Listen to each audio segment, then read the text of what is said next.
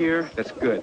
But you gotta have enough sense if you're trying to build up your reputation as a journalist to be in the right place at the right time. I appreciate your advice. Well, the place to be now is Russia. You don't have to tell me what's happening in Russia. I read the papers. Well, come with me. I want to work together as partners. I don't want a partner, and if I wanted to go to Russia, I'd go alone. I wouldn't need you to take me. Louise, Russia is not the safest place in the world for a woman to be alone. You may be a hell of a journalist, but that doesn't make...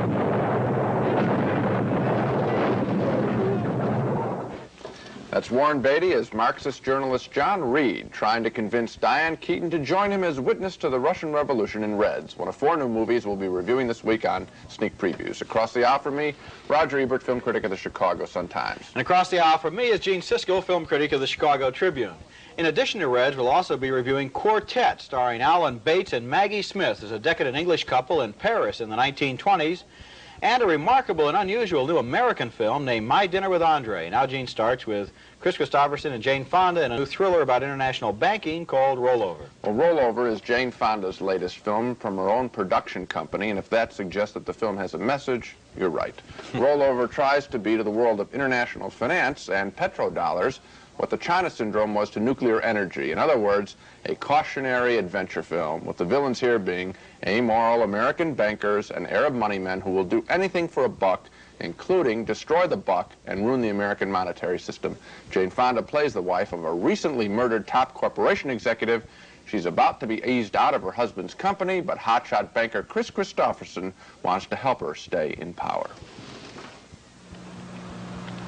You were saying? I thought we ought to have a drink on it.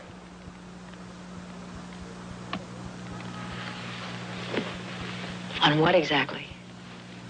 Your future at Winnicam.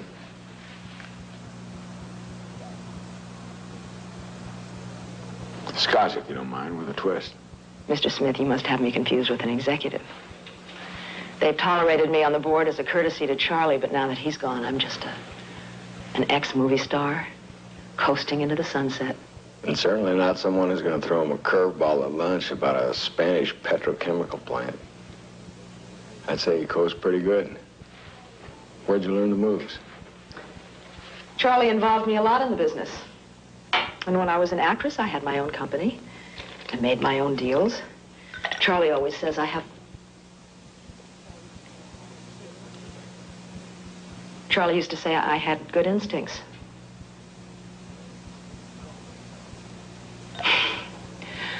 Well, we're playing the classic scene, aren't we? The banker and the widow. I'm sorry. I guess this is all too soon. Of course it's too soon. Everything's too soon, isn't it?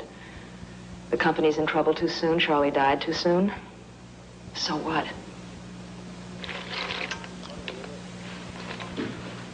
It'd be funny, wouldn't it, if the banker helped the widow walk off with the chairmanship? Hilarious. You mind telling me how? Christopherson really seems dead there, but as you might expect, he does exactly help her out, help her get the chairmanship of the board. He helps her finance also a new oil plant with a scheme, of course, that can earn him a bundle too. Half of this film is financial talk, the other half sex talk that Fonda and Christopherson find time for in between all the wheeling and dealing. Well, I guess I should call the cockpit. Have them radio the office with the gory details. Hey, that can work. This can't.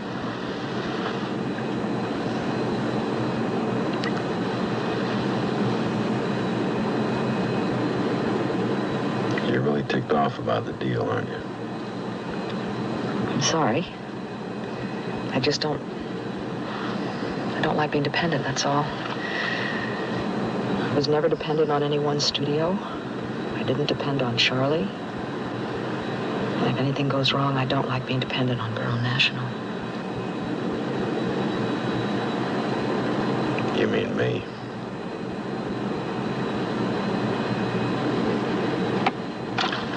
Here. If you can't live with the deal, forget it. Tell New York the terms are unacceptable. I warn you, I'm a problem. I am a bad person when I get in a corner. Fine. If you get in a corner, tell me to go to hell.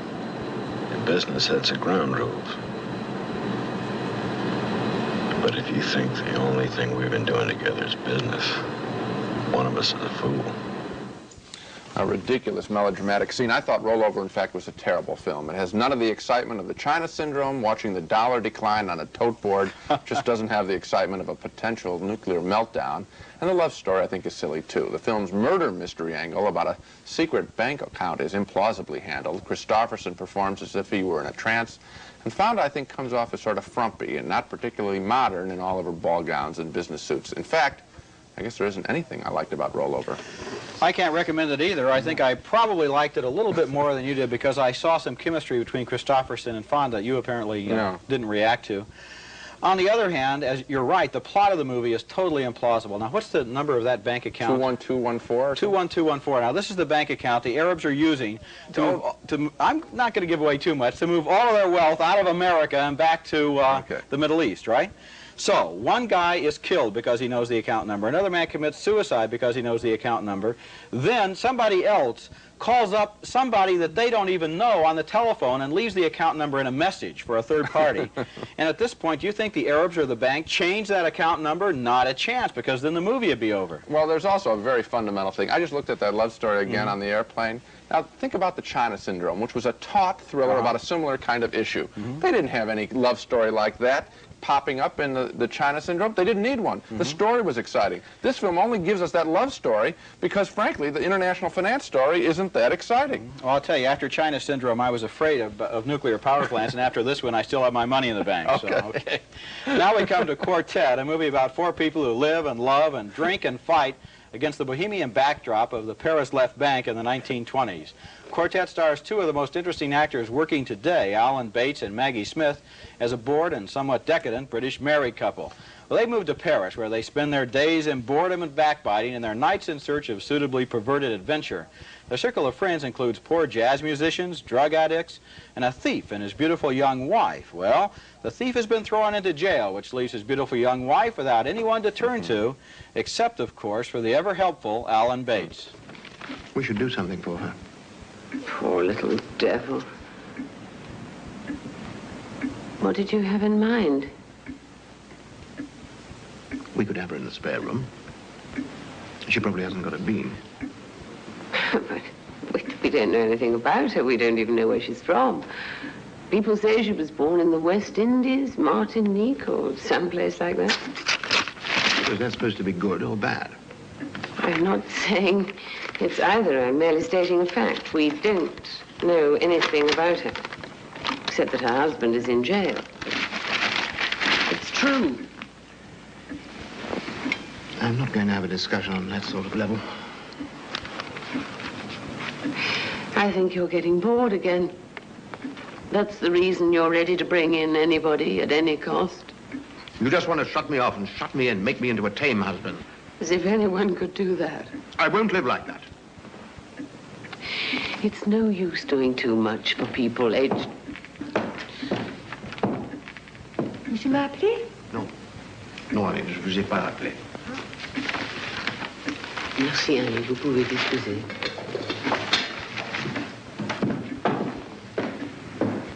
It's simply no use doing too much for people. You know that, H.J. All we've ever done for anyone is to have them in the spare room. Look what trouble they brought with them. All those types we tried to be kind to. I'm not interested in being kind to anyone. I'm interested in them. In character. In forms of life. He's interested in forms of life, all right, but his interest in that young woman is more than anthropological. The thief's wife is played by Isabella Gianni, that mysteriously beautiful French actress. She decides to take Bates's offer and move in with him, but the arrangement is not exactly one of domestic harmony. In this scene, Gianni discovers, to her amazement, she's not the first young woman that Bates has moved into that spare room. She's the last on a long list. Nor is their love affair a secret from Maggie Smith, who knows and has given her permission. Gianni is insulted. You've made an arrangement. If he wants the woman, let him have her. Do you think I don't know? Don't shout. They can hear every single word next door. Tant mieux. Tant mieux. Tant mieux. No, let me talk to her. You don't understand how to deal with a woman of this sort. I do. Look out, Hilo. I'll kill you. Hysterical. Talk calmly. I am not going to live with Lois and you any longer. I am not. What's this all about? What do you want? Money? Swine! Swine! We get at him again! Crapule! You're right. Oh, God. Leave me alone. I'm done with you. Oh, H.J., my dearest. Damn you, leave me alone!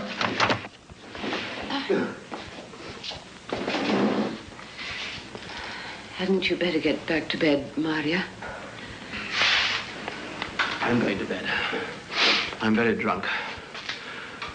I shan't remember anything at all about this in the morning.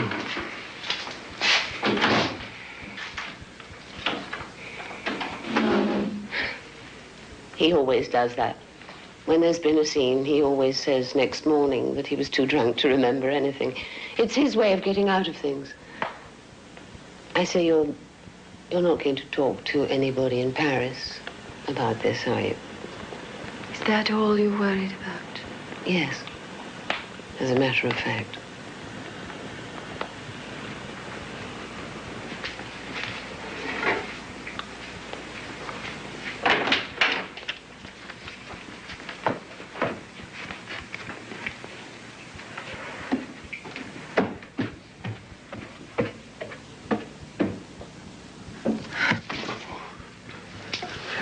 Shall I send Lois away?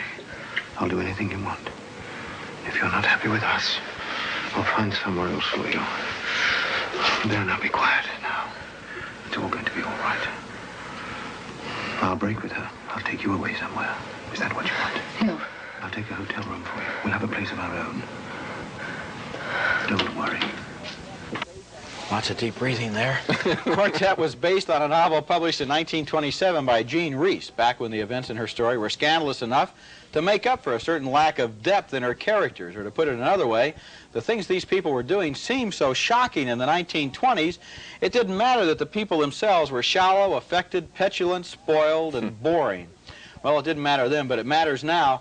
And the movie Quartet, which is well acted and well staged to recreate Paris in the 1920s in wonderful detail, is just not a very interesting story. The characters circle each other like captives in a middle-brow soap opera. They haven't learned that it's not what you do in bed that makes you interesting, but who you are before you get into bed and after you get out of bed and during all the other moments in between that are known as life.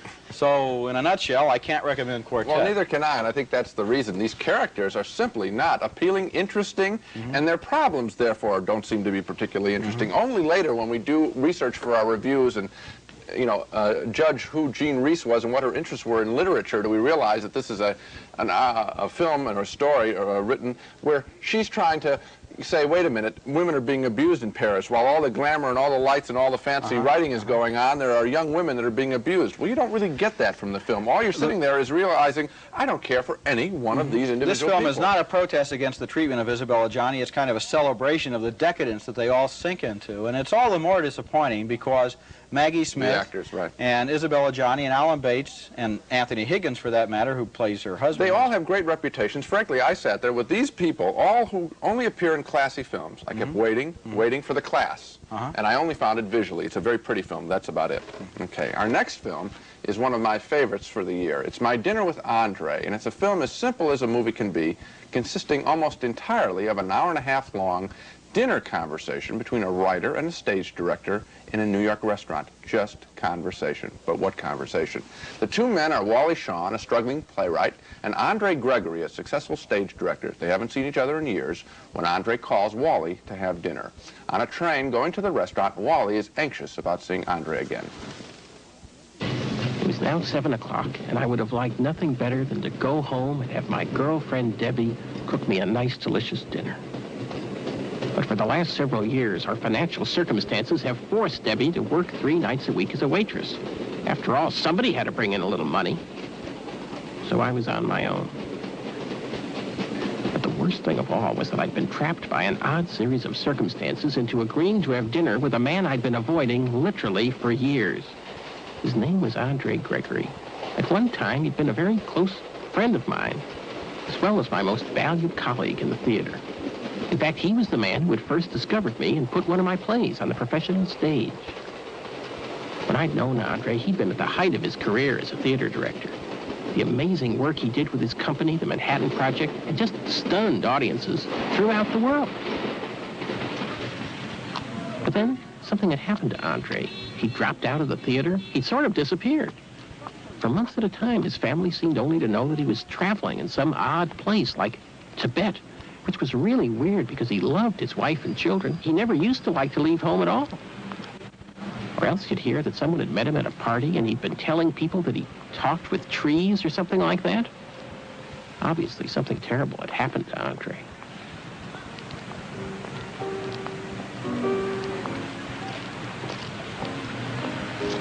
The whole idea of meeting him made me very nervous.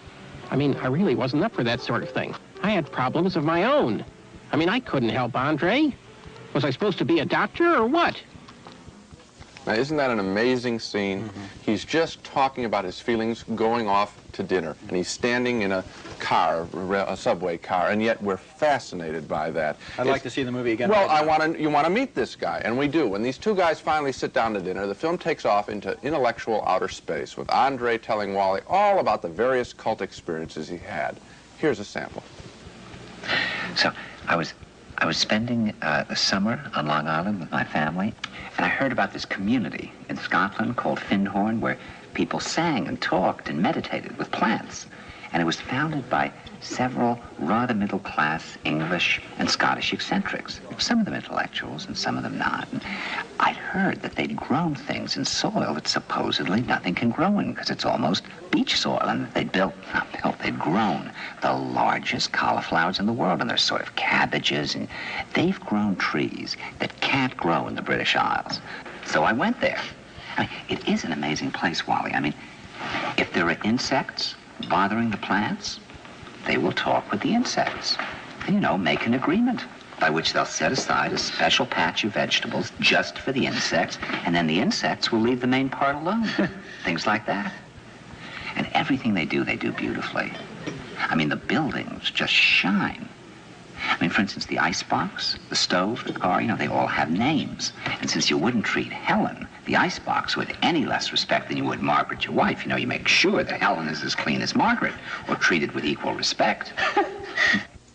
At first he's silly, and then he's magical and quite wonderful, and you just don't know how to react except you're entranced. Andre goes on and on like that, with Wally listening throughout most of the film until just after finishing about his main course, Wally apparently says, at least to himself, enough, and he begins disagreeing with Andre's questioning attitude toward life. Wally believes in more simple verities of literature and comfort and friends, and the film really turns into an exciting and humorous debate between their two lifestyles. It's very much like one of those all-night conversations so many of us have had with friends and family, whether it be in a college dormitory, over the kitchen table, or at the neighborhood saloon. Why do I like this film so much? And I really do. Because it gives us characters as fascinating as some of the most interesting people I've ever known. These are not cornball attempts at approximating human emotions as in, say, Rollover. No, My Dinner with Andre is reality crystallized in one long night of fascinating discussion. These guys are great. I wish I could have been at the table. I was watching this scene. I didn't want it to end. I didn't want to come back to the show and have to talk about the movie. Now, what are the qualities? Because I think this shows us at least where we critics stand for something, because this is what I want films to be like. Well, I've never seen another film like this, and I don't know if there could be another film like this, but I'm glad this film is like it is. And one thing, people hear that it's a long conversation, and they think, oh, I'm going to have to sit in the theater and listen to these two guys talk for hours. The fact is, it doesn't seem long. It goes by just like this because Andre Gregory is such a spellbinding conversationalist that when he's talking about those giant cabbages or the women dancing around the trees under the full moon in Poland or that strange monk in Tibet that he goes to visit, the guy who can stand on his fingernails, we see those images in our head. The movie is like listening to a radio play in that although you see two people on the screen, in your mind you're also seeing these strange and weird and wonderful scenes and experiences. It's spellbinding. It's a wonderful movie. And this, to me, knocks all of the notions about what movies have to be into a cocked hat. Because here we are with Hollywood cinema spending tens of millions of dollars to faithfully recreate towns and villages and everything else. And here, with people talking at a dinner table, it's just as fascinating, more so. You're absolutely right. It's really going to be one of my, way up on my list of the best films of 1981. Our next film is Warren Beatty's new movie, Reds, which tells the story of a legendary American journalist named John Reed, who came out of Portland, Oregon, got involved in the pre-World War I political upheaval of New York's Greenwich Village, and then was smart enough, or lucky enough, to be on the scene in Russia at the time of the 1917 Bolshevik Revolution. Reed's book about the revolution, which was named 10 Days That Shook the World, made him famous, but in Beatty's film, he's more than just a writer. He's also a political activist, a free-living bohemian, and a romantic hero. The movie actually involves two parallel storylines. One deals with Reed's involvement with the international socialist movement, while the other one tells the story of his great love affair with Louise Bryant, a dentist's wife from Portland. In this scene, Bryant, played by Diane Keaton, stakes out her ground within their relationship. Excuse me. Now, here's the thing. I'd be a fool not to take you up on this offer, so here's what I want. I want to sign my own name to my own stories, and I don't want to use a double byline. I want to be responsible for my own time and my own actions. I want to be referred to as Miss Bryant and not Mrs. Reed, and I want to keep an account of every cent we spend so that I can pay you back. Now, I assume you know that I'm not going to sleep with you, so just don't confuse the issue by bringing it up. That's it. Later in the film, the journalist becomes an activist. And will join you in revolution. Он привез нам привет от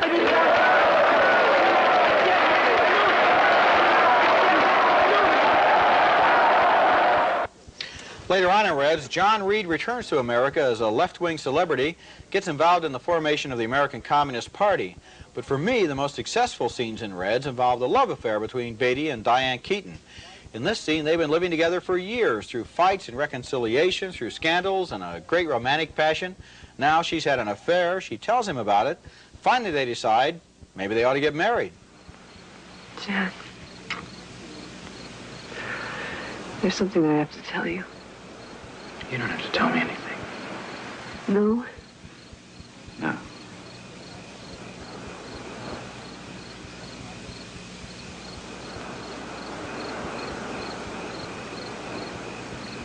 You want to get married?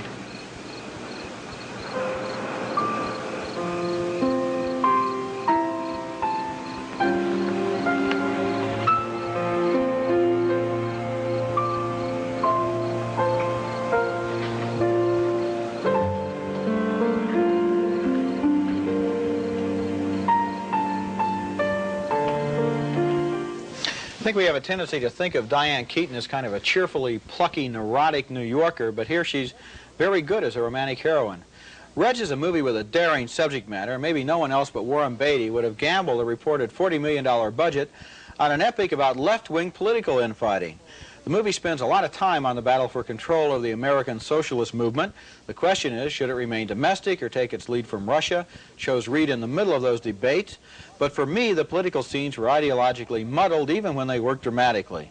I thought Reds was most successful when it fell back on that good old movie Stand By, the great romance silhouetted against the backdrop of history. Reds is kind of a thinking man's Dr. Zhivago, a sweeping, ambitious, colorful epic in which Lenin gets Russia and boy gets girl. Well, we disagree. I would have liked to have liked this picture, but I think when you knock off immediately and criticize, as you did, the politics of this film, that's a large chunk of territory. After all, this is the Russian Revolution. It is the American response there, the American left making its response. When it fails, and is muddled, as you call it, that's important. Number two, I found a problem with the two characters played by Beatty and by Diane Keaton. For me, she still seems like Annie Hall, and in every pause I thought la-di-da, and Warren Beatty is so great-looking that I had trouble believing him. The star character of these people got in the way. Now, I think that's a red herring. I think that what Warren Beatty looks like is what he looks like, and he can play any role he wants to. John Reed was a handsome man, too. I think it's unfair to hold the past of these actors against them. No, I don't think so, because I think that every actor in stars, one of the times I have trouble with stars, is that they're bringing their past histories, and they either disappear in the character or don't. Well, for me, Diane Keaton did disappear. I did not think Annie Hall. After all, I thought of her as somebody who could be from Portland, Oregon, who did find herself in that fascinatingly recreated Greenwich Village in the 1920s. I love those scenes in the bars and the bistros and the intellectual discussions. That's the part I like. was very convincing. Yes, that part was too, and I think the most interesting character is one played by Jack Nicholson, who I think disappeared into the character of Eugene O'Neill having an affair with her in the film, and I think he's interesting. The other two people, I'm afraid not. We have a visitor, Gene, the sworn enemy of bad movies everywhere, Sparky the Wonder Dog, here to help us pick out the Dogs of the Week. Well, my dog this week is Dr. Butcher, a disgusting horror film that opens with a hand slowly being sawed off a corpse. And while we're still in the first reel, we see a hospital attendant cut out a heart of a patient and begin to eat it on camera. Yes. I wanted to leave, but I hung in for a while, all in the name of Dog of the Week. It seems that all the cannibalism is being done by members of a South American tribe, and the film turns into a voodoo adventure on the mysterious island of Quito as a couple of doctor types and a shapely nurse and newspaper reporter are chased by crazed cannibals for the last half of the picture. That means shrunken heads full of worms, and yes, more cannibals eating more hearts. My favorite idiotic line in the movie, I couldn't believe this one, occurs when a doctor tells the group they don't have serious problems with the cannibal. No, he says, they only eat the dead, so you have nothing to worry about as long as you're alive. Thank you very much, sir. I think I'll check out of that hospital. Yeah. My dog this week is named the Boogens. It's about boogie monsters from beneath the surface of the earth. The movie takes place in a little mining town out in the west where everybody spends a lot of time playing pool, drinking beer, and driving through the snow and otherwise carrying on life as usual. For example, while the young people in the Boogens play pool, mine inspectors are creeping through an abandoned mine shaft that we know is inhabited by creepy, slimy creatures with long tentacles. About the only thing of interest in the Boogens, and you'll like this, Sparky, is a clever little poodle named Tiger. He runs around and barks and opens cabinets all by himself, and then he runs down in the basement and gets wiped out by the creepy, slimy tentacle creatures. Sorry, Sparky. Okay, well, so much for the dogs. Now to recap our reactions to the main movies on this show. We both hated Rollover, the dim-witted international finance thriller starring Jane Fonda and Chris Christopherson. 2 no votes for that one. And 2 more no votes for Quartet, with Alan Bates as a boorish dandy in 1920s Paris. The actors are more interesting in this film than the characters they play. And then came 2 raves for My Dinner with Andre, Louis Malle's great film of a fascinating dinner conversation between 2 wildly different old friends. Finally, a split vote for Warren Beatty's Reds, the saga of revolutionary journalist John Reed. Roger found the film's politics muddled, but thought it worked as a romantic epic, and he gives it a yes vote. I found for every good scene, and there are some, the mood is undercut by the casting of Beatty and Diane Keaton. So the unanimous endorsement is for My Dinner with Andre. Okay. And that's it for this show.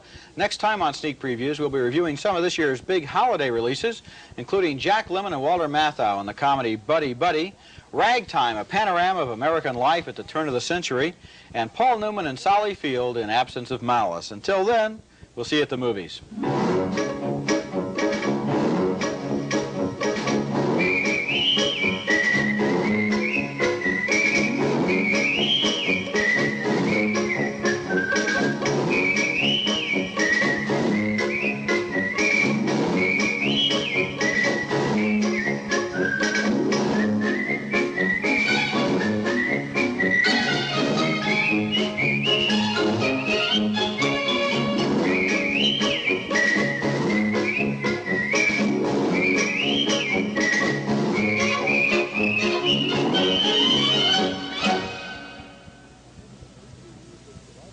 Funding for Sneak Previews was provided by this station and by other public television stations.